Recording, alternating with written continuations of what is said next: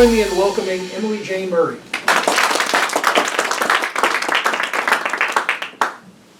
Good afternoon.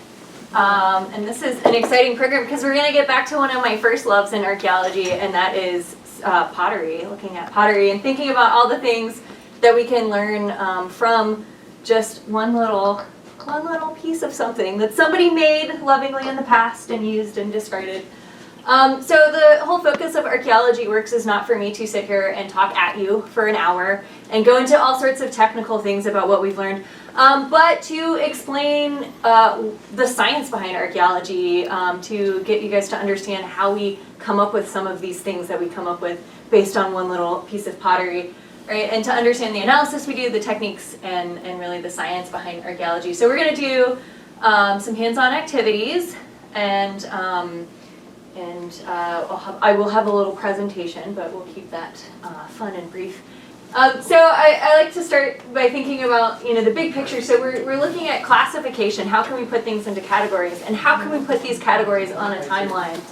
This is one of my favorite examples of seriation of material culture here, how the cans have changed through time, right? So you're able to, when you find a lovely specimen in the woods, you're able to look at some diagnostic elements of the label or the shape or the way the can opens, right? And you can find a nice date on our timeline of Budweiser cans, right? And figure out when this object was made.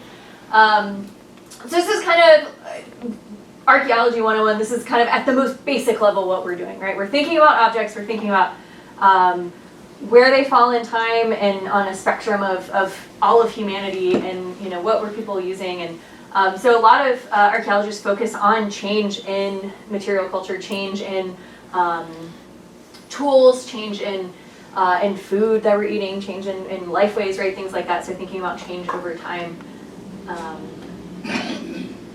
So how do we determine some of these categories? We do look at kind of stylistic details and some of the things that made up. So one of the first things that we do when we look at ceramics is we look at the paste of it, the actual clay.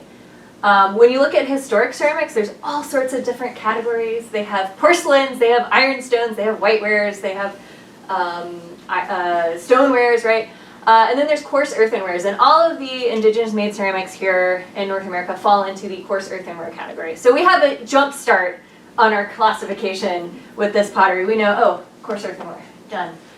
So the next thing we look at is actually the temper. So this is something that is mixed into the clay, and this helps aid in firing, but it also kind of changes the characteristic of the final product as well. And a lot of you picked up on these things, looking at the white specks in it, looking at the thickness and the crumbliness of it. That's because of the temper that's mixed into it.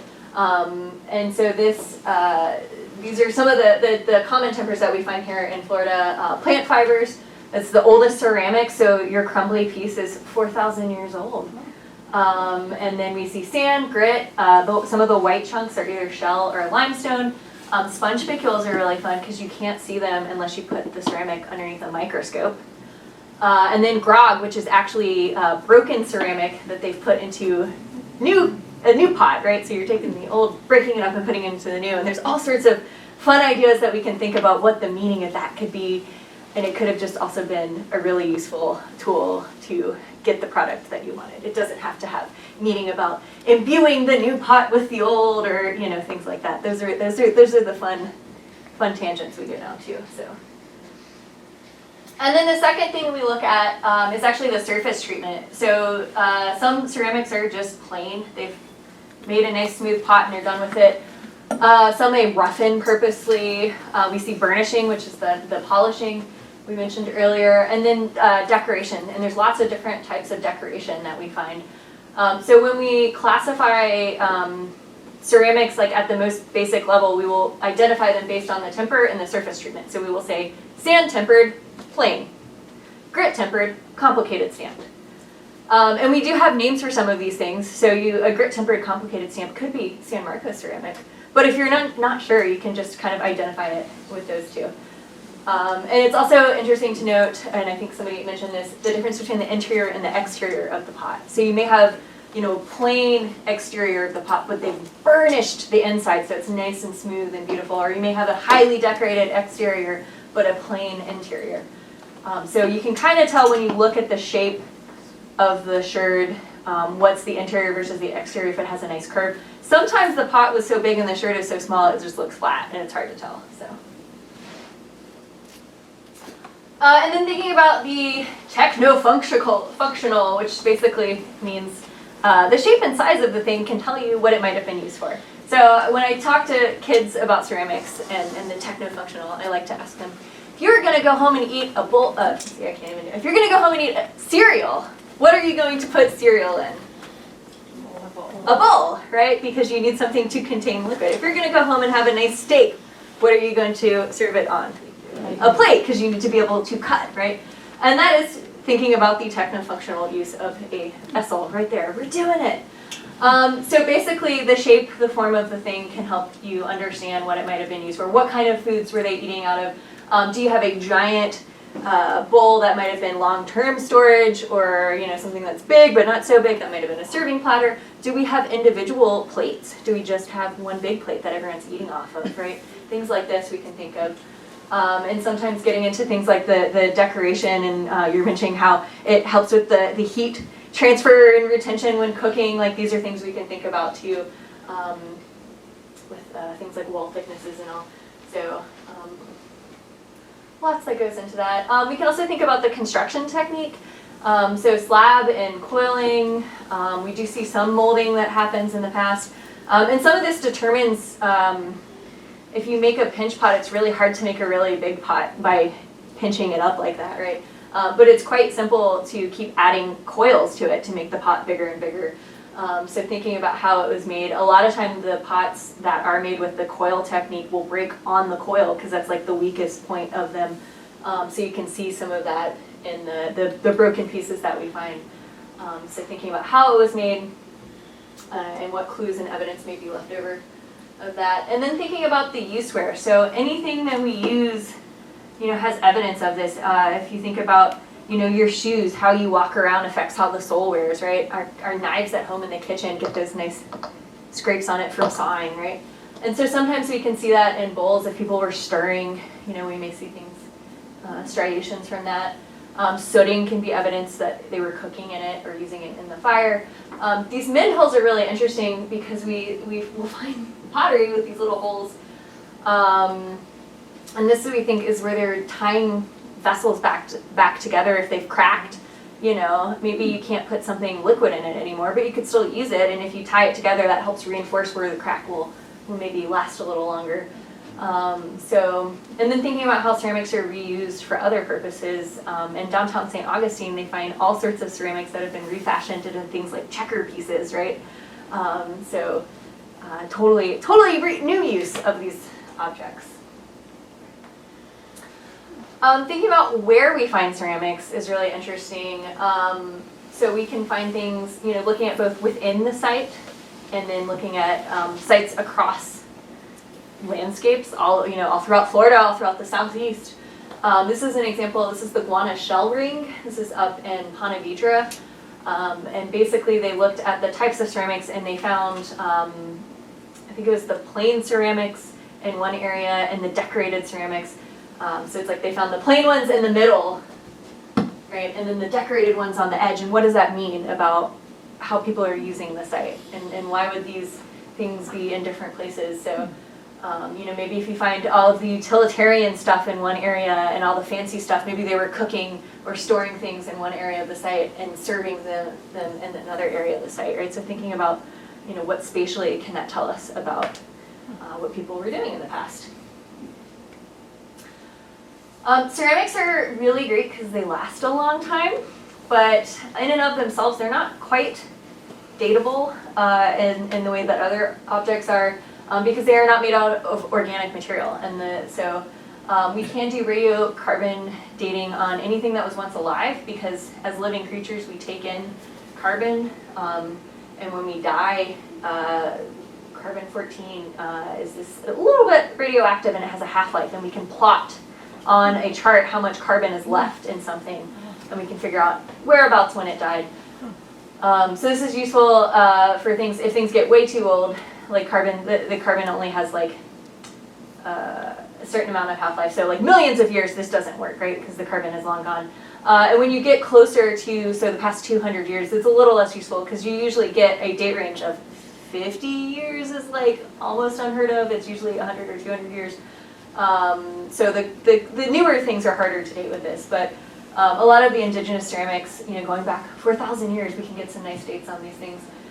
So we may date them using what we call relative dating. So if we find in one layer, while we're digging down, a piece of burnt hickory nut next to a piece of pottery, we can date that hickory nut and make the assumption that if it was right next to that piece of pottery, they're probably from the same time period, right? They probably got left there at the same time, and that those are contemporaneous, and then we can assign that date to the ceramic. And since archaeologists have been doing this for a long time, we now have created this classification, this series, all these different types, so when we pick something up, we can go, oh, that's St. John's pottery, I bet that's about 1,000 years old, based on its similarities to all these other types of, all the other, instances that we found that kind of ceramic. So. Folks are also looking at clay sourcing, and this is really cool to see, where the source of the clay is, where the pot may have been made, and where the pot ends up. So this can show us how people are moving across landscapes. There's a site up in Jacksonville that has locally made ceramics of several different types. And then there's this one type called Ochvolgi Kordmarkt, and it was made up in Georgia. And so they found it for years and years and years, and they assumed all of this Ochvolgi Kordmark was being brought down by people who were moving into the area or trading the pots into the area. And then they finally did, I like to call it science magic, where we can look at the molecular analysis and the different mineral contents and all these things that make up the clay. And they figured out that they had two pieces of this pottery that looked identical to the eye, even to the experts who were like, that is the same type. And when they did this analysis, they found that one of the pieces of pottery was in fact made from a clay sourced up in Georgia, and the other one was made from something found in the Jacksonville area. So this shows to us that people were making this pottery, moved down here, and kept making it out of the clay, but they were able to sculpt the clay into the thing that looked just like what they came here making. So pretty cool stuff. Some more science magic, as I say, the kind of molecular analysis. I like to say to the kids, if you have dinner and you break a plate, are you going to wash it, or you're just going to throw it away? You're just going to throw it away dirty, right? So sometimes in very special situations, we can find there may be residue left on the interior of a pot, and we can go scrape some of that off and run it through these big fancy machines that will tell us, they give us charts like this, and very smart people, smarter than me, can read them and tell you, oh, this is from, a marine animal, or this is from a terrestrial animal, or things like that. So we can actually start to figure out what these vessels were holding when they were broken and discarded. So that's really cool. Patrick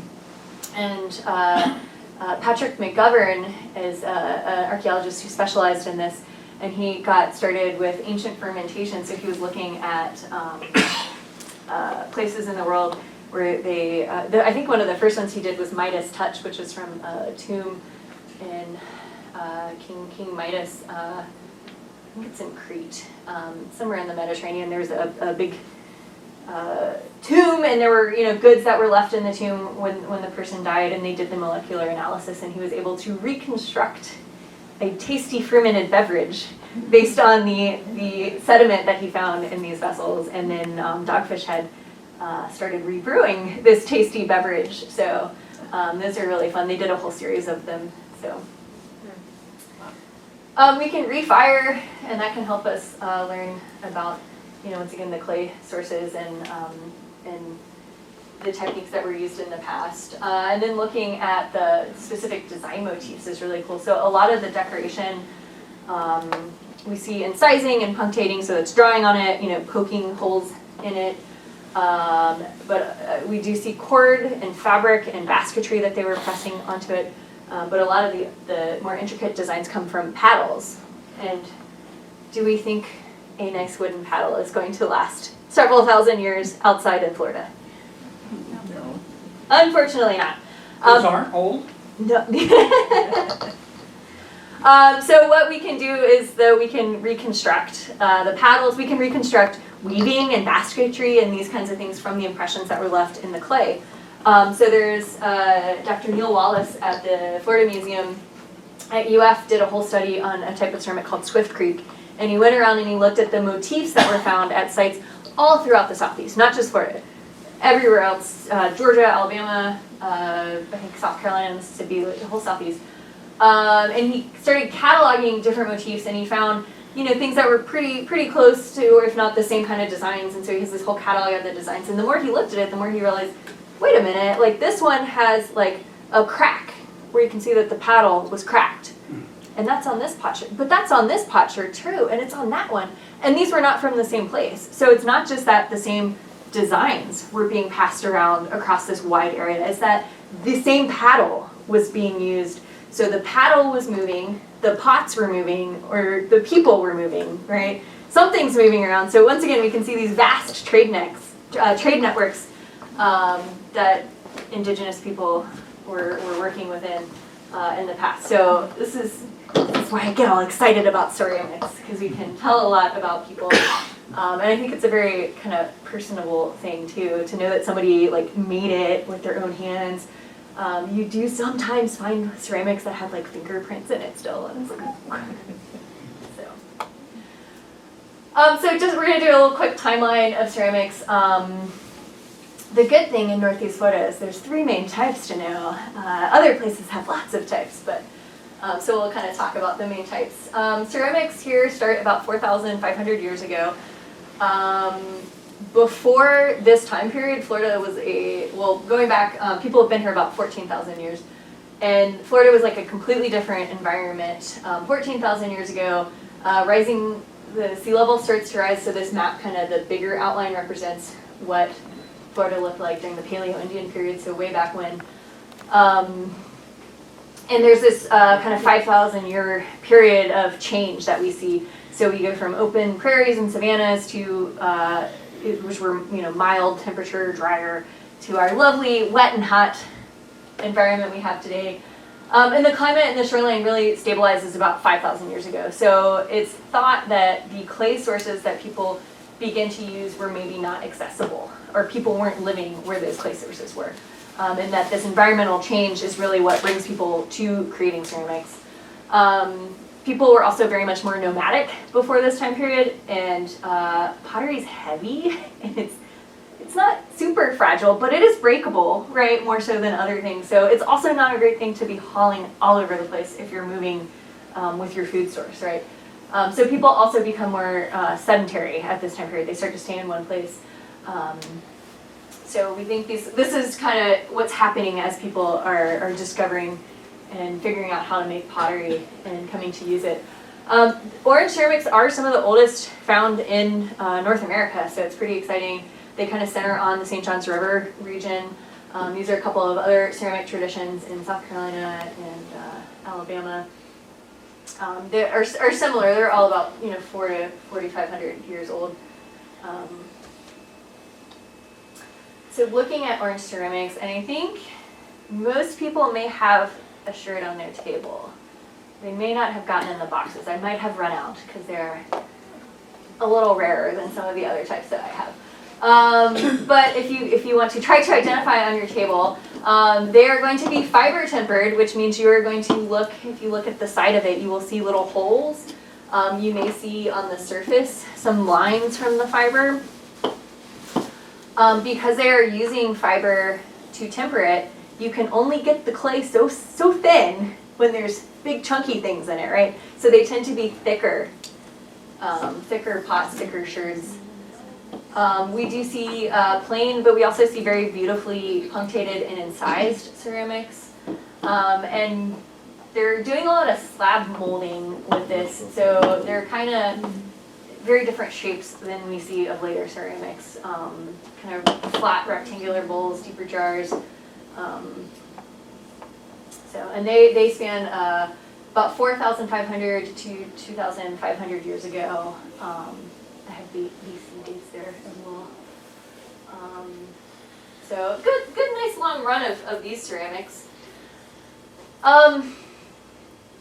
So why come up with ceramics, right? We're thinking about innovation and change through time. And so before we have ceramics, a lot of cultures are using kind of stone boiling techniques. So you would heat a stone up and you would put it into your liquid. So you're doing induction cooking versus you're putting the heat element in there versus putting it on the heat element. And so you can make some nice soups and stews this way, right? You can do this. So some of the earliest clay objects that we find in Florida are actually balls that are just fired clay balls. So we think, because guess what we don't have a lot of here in Florida? Rocks, right? So we think maybe some of this earliest ceramic technologies, they were taking clay, making balls out of it to do some of this type cooking. And then they figure out, well, let's just take that whole step out and put the stuff in the vessel, right? So these vessels are better suited for indirect cooking, and they actually have a nice heat retention, so they will keep things hotter. It takes longer for them to heat up, but it will keep things hotter longer. The next big ceramic tradition we have is called the St. John's culture, and it is broken kind of into two time periods. It lasts a very long time, so people start this about 2,500 years ago, and they are still making it when the Spanish arrived. So the break in between the two cultures is, the two time periods is essentially that we go from mostly plain to mostly check stamped. And once again, the thought behind the check stamping has to do with the heat qualities of how you can heat and cook things with them. I will also say, if you picture holding a smooth surface, trying to move it around a fire versus one with texture, makes it seem like it would, work better. So this is associated with the Timucua people, especially here in Northeast Florida, but we find St. John's ceramics all over the East Coast. So some of that could be trade, but I think it's just a really widespread ceramic tradition that lots of different peoples are using. Lots of coiling going on with these guys, making their snakes. And this is the ceramic that has the sponge spicules in it. So because these are microscopic little guys, this is what you see when you look at it under a microscope. You can get nice, thin, beautiful ceramics. They're clinky when you tap them. Another important analysis technique. Versus, that one's not a pretty note, right? Thunk. But the sponge, so it's because of the sponge. And they probably would have used freshwater sponges, because I always thought, I was like, well, where are they getting all these sponges? And then somebody finally showed me freshwater sponges taking over his dock, and I was like, okay, all right.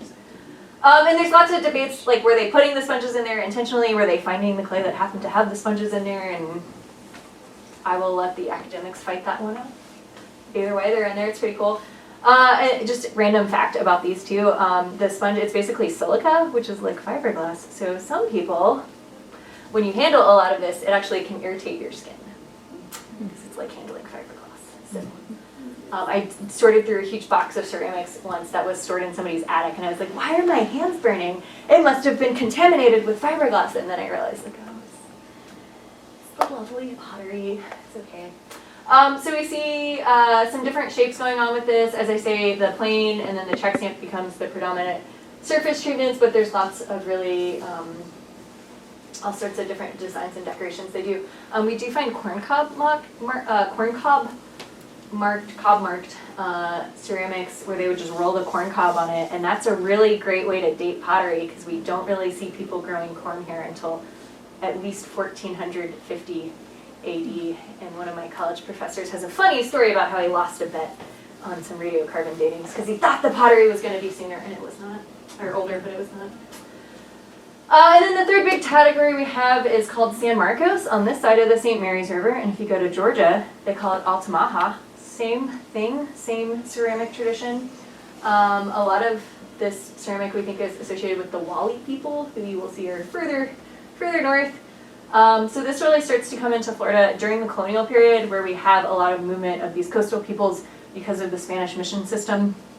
So it's thought that the Wally people come down and kind of influence what's going on in Florida, and maybe the Spanish like this better than the St. John stuff, I don't know. So we start to see a ton of this.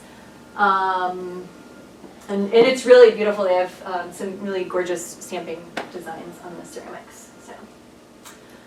And it has grit or sand in it, and so this is basically sand. Grit is big sand, and so it's a matter of size, but you can see sometimes it has like a quartz sparkle to it, or you'll see big chunks of grit in it. You can see in the top right corner, there's some pretty big chunks of things. And a lot of different stamp patterns that we see. Sometimes you get these really beautiful rims that they've turned over, and they've used reeds or fingernails to punctate. I know there's a couple pieces of that on the tables. And lots of different shapes and sizes of these bowls. This type, like the ceramic tradition, carries over into what we also call colonialware. So they're using the same kind of pottery techniques and clay techniques and all to make Spanish forms. So a good sign that you have colonialware is if it looks like it's indigenous pottery, but it has a handle, because we don't have handles until the Spanish arrived. So, and I will also throw in STP, sand tempered plain. They start making this as early as 4,000 years ago, and if you have nothing else to go on date-wise, you have a 4,000-year-old date range when this pottery could have been made. There is no decoration. It has sand tempering. That is it. That's all you get. So it's kind of the one extra, less exciting type of pottery that we find here, but pretty much made everywhere. So you guys have questions, comments, heckles? I'll take it all. You can't carbon date it? You can, I think you can try to get soot off of it to carbon date, but like the ceramic is not it's not organic. It was never alive, right? It's clay. It's a mineral. What about the material inside it, the straw and that kind of stuff? If you find that. You can't carbon date that? Mm-hmm. Okay. Yep. Well, hey, join me in thanking Emily Jane and her assistants for coming and joining us with us today and sharing some info on